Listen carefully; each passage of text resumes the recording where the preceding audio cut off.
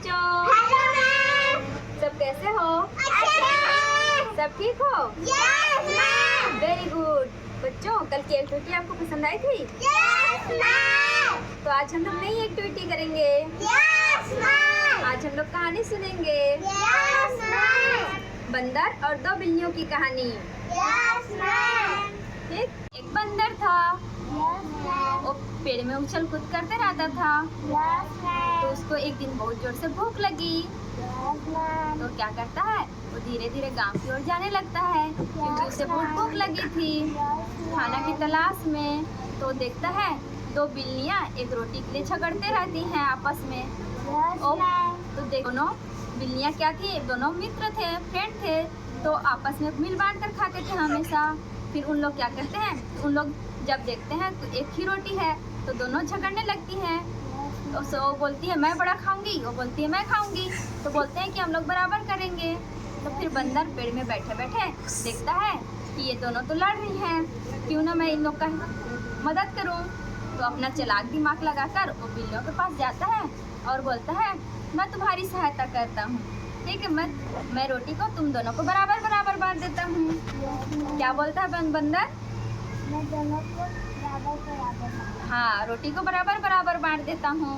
तो उसके लिए क्या करता है, वो एक तराजू लेता है और रोटी को दो टुकड़ा करके तराजू में रख देता है दोनों साइड।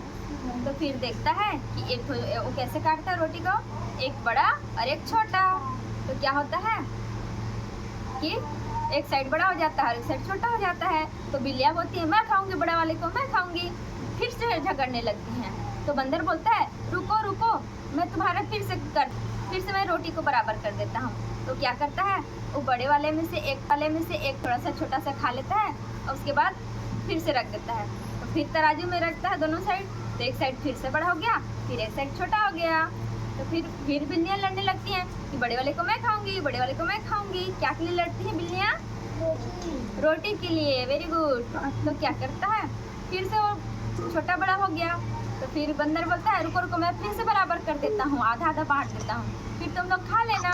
तो फिर तराजू लेता है, फिर क्या करता है, एक साइड छोटा सा उसमें से फिर से खा लेता है, फिर दोनों साइड तराजू में दोनों साइड रख देता है। तो फिर से क्या हो जाता है, एक साइड बड़ा और एक साइड छोटा।